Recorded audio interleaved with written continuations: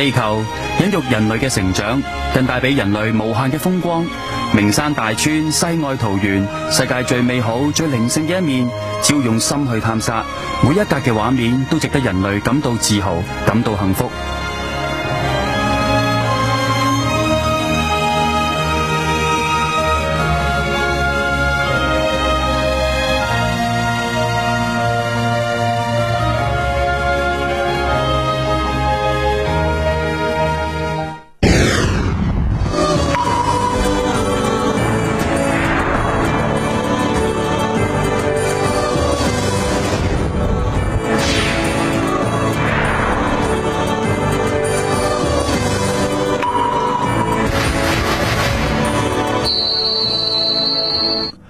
中國係一個歷史悠久、旅遊資源豐富嘅國家，名山大川、古蹟文物多不勝數。呢類由人類幾千年歷史遺留落嚟嘅產物，絕對值得大家珍惜同埋保存。直到目前為止，中國共有29項文化遺產被列入世界遺產項目，穩佔全世界嘅第3位。其中天府之國四川就有4個，分別係青城山都江堰、黃龍自然風景區、九寨溝自然風景區，最後就係峨眉山樂山大佛。而今集我哋將會去峨眉山同九寨溝，感受下世界自然遺產嘅魅力。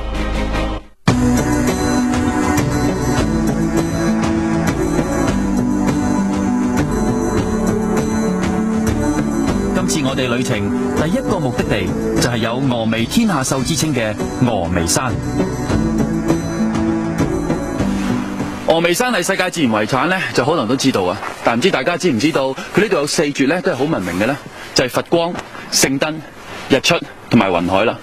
但係據聞從來都未有人可以睇晒呢4絕，咁今日呢，就見到啦，大家咁大雪啦，我哋好希望可以睇到其中一絕已經夠啦。咁前面呢，就係峨眉山嘅大門口啦，我哋就要坐呢啲觀光車上去噶啦。準備好未？峨眉山位於四川盆地，峨眉山市西南7公里，成個山脈由南到北綿延23公里，面積大約115平方公里。峨眉山因為山勢險要而巡守峨眉，細而長，美而艷而得名。峨眉山又稱為普賢道場，係屬於中國佛教4大名山之一。喺清末嘅全盛時期，寺廟多達150間，直到而家，山上仲保留咗特色嘅古剎30幾間。上峨眉金頂嘅路程，我哋沿路都可以見到大大小小嘅寺廟，而萬年寺就係峨眉山其中一個最出名嘅古剎啦。所以我哋第一站就會選擇去萬年寺參拜。但係今日嘅天氣就麻麻地，而一路上仲落緊微微嘅雪，越上得高，啲雪就落得越大添。由於落雪嘅關係啦，我哋嘅車程難免會有啲延遲。原本由山腳去到萬年寺嘅纜車站，只需要半個鐘頭嘅時間，而家我哋足足就坐咗成個鐘。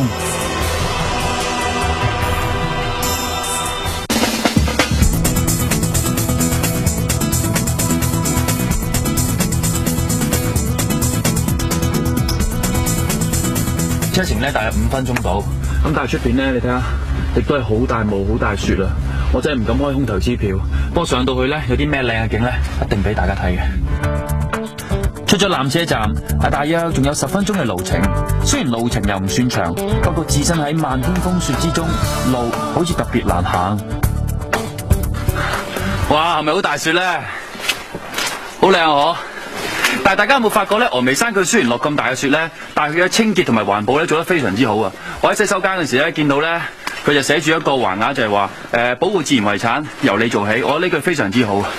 嗱，咁大家見到啦，呢啲小攤檔咁全部都係賣峨眉山嘅中藥㗎，仲係土產嚟嘅添。我想請問你，覺得你有什麼最好的啊？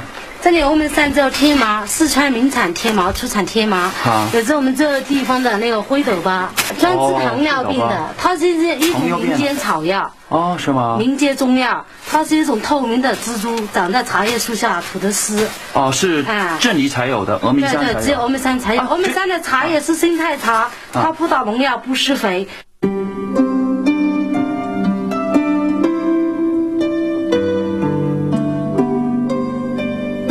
我我知道要上萬年寺要經過一個考驗，就係呢一條漫漫嘅長梯啦。聽當地人講，要表現你嘅誠心，就一定要一氣呵成咁行上去。我而家帶大家去睇嘅咧，就係萬年寺啦。咁喺峨眉山裏邊咧，係最負盛名噶，因為佢有1600年嘅歷史。大家睇到呢條樓梯咧，就足足108級。咁佢參觀呢間古廟，當然咧就用虔誠嘅心去對待啦。咁我而家咧行埋呢4級咧，就足足108級噶啦。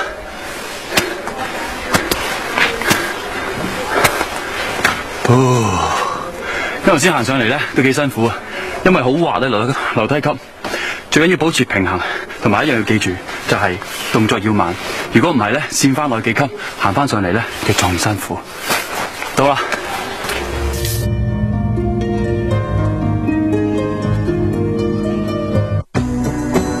萬年寺建於東晉元熙2年，原名普賢寺，喺明朝萬曆28年改名為聖壽萬年寺。萬年地處超然，雄踞於山峰之上，成為峨眉山6大古剎之首。而講到寺內最出名嘅，就必定要數到無量殿。呢一個咧就係無量殿啦。點解叫無量殿呢？因為喺400幾年起嗰陣時候咧，佢一條柱同埋一條梁咧都冇落去嘅。雖然係得400幾年，但係咧大家嚟到呢一個萬年寺咧，就一定要參觀呢個無量殿，因為好有意思嘅。同埋咧呢一個佛咧已經超過1000年嘅歷史噶啦。除咗建築之外，殿入面嘅普賢菩薩6牙8象銅像更加係全國知名。成個銅像係建於宋代，高7.35米，重62.1噸，目前已經成為全國重點保護嘅文物。而好多善信呢都會專程嚟到無量殿祈福。嗱，大家見到，而家佢係解釋緊點樣去摸個象腳啦。因為有分喎，喺象腳後邊咧，男左女右。咁男仔咧就係摸而家呢個男人摸呢一邊啦。咁咧我都用左手順時針摸3下，1、2、3。咁呢個祝福咧就係俾我哋嘅攝影師，因為咧佢呢幾日咧都好辛苦嘅。笑。OK， 呢3下咧就我自己條腰，因為我曾經受過重傷嘅。哎呀，話先。好啦，最後呢3下咧就係呢個祝福咧。就俾坐喺電視機睇緊嘅觀眾。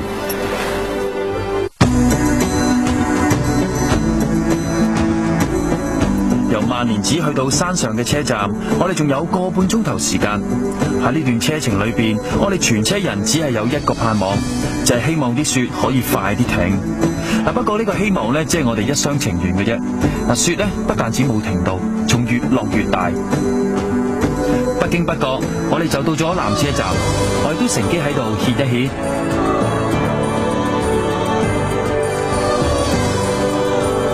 而家佢哋仲有個樣都變埋，唔知我哋一陣落嚟嘅樣會唔會變？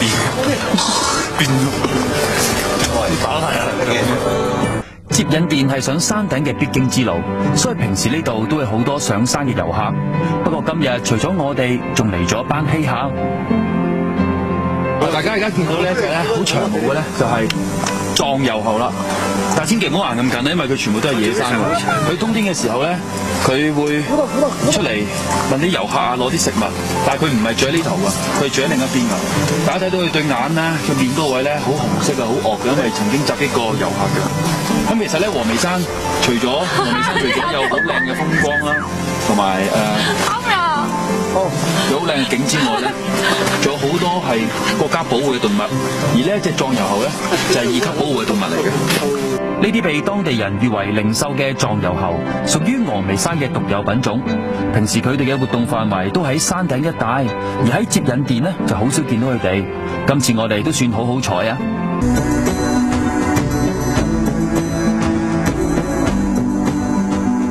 下一節我哋會登上峨眉山金頂，觀賞峨眉4絕。我哋用咗好多時間上嚟金頂，諗住睇4絕，點不知都係失望而回。越喺度等，佢就越大霧越大雪。我竟然可以喺峨眉山度睇日出喎！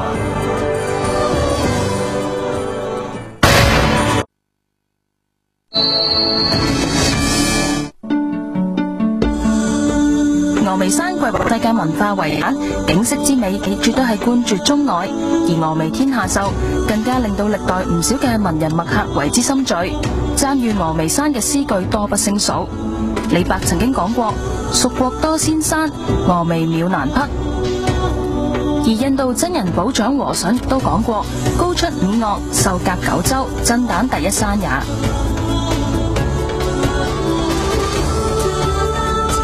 今次峨眉山嘅旅程，最終嘅目的，我哋當然係要一登峨眉山之巔嘅金頂。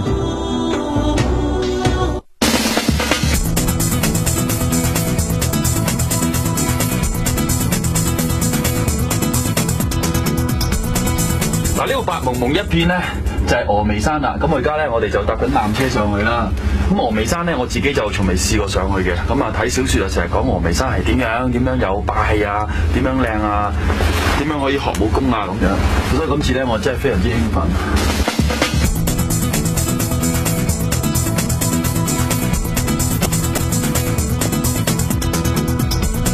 上到去仲可以睇到全世界最高嘅金佛啦，天氣而家都好凍啊！因為越上咧嘅氣温咧就越凍。但係原來呢個纜車咧係可以坐到20人嘅，好多個20人。咁但係咧係有企位好似巴士咁嘅，唔係全部人有得坐嘅。要上金頂，途中我哋會經過岳雲庵，呢度每日都會有好多善信上嚟祈求平安。啲中意拜神嘅人咧，好多時都係祈求屋企平安啊，或者希望去祈求去保佑佢一啲嘢咧，佢都會攞啲香燭啊，或者一啲食物嚟寺廟度。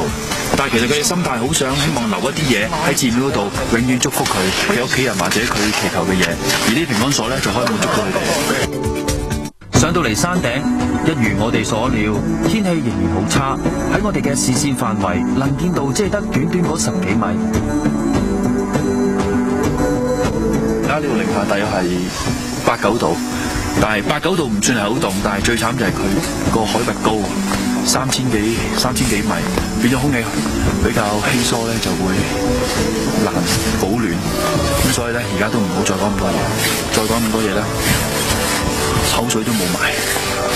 一心上嚟可以睇到一個金碧輝煌嘅金佛，不過一場意想不到嘅大雪，令到眼前嘅景物變得一片白茫茫。嗱，大家而家見到嘅就係喺全世界最高嘅十方普賢菩薩啦，因為佢起喺3077米嘅。咁平時咧，佢俾人嘅感覺咧就好莊嚴啦，同埋好宏偉。啲信徒咧就會喺下邊個樓梯一路咁朝拜上嚟到呢度咧念經嘅。咁今日咧實在太大霧啦，我自己都有啲失望，好似有陣沙遮住咗，好神秘咁。峨眉金頂一向都有唔少嘅善信同遊客，不過今日嘅天氣令到唔少嘅遊客卻步，而平時熱鬧嘅華藏寺今日都變得好冷清。聽當地人講，今日已經冇可能睇到四柱。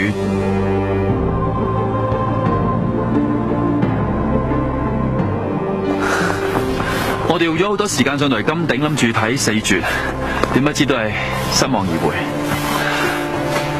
越喺度等，佢就越大霧越大雪。而家每個人都凍到僵晒，但係咁樣邊唔好嘅，好似做人咁樣，有時你越想得到嗰樣嘢，偏偏又得唔到。但係細心啲諗下咧，可能有特別嘅嘢俾到你。而家四周圍都白蒙蒙，好似去到一個人間仙境咁。呢度好寧靜，好乾淨。至少呢個意境唔係每一個人上到嚟都可以睇得到嘛。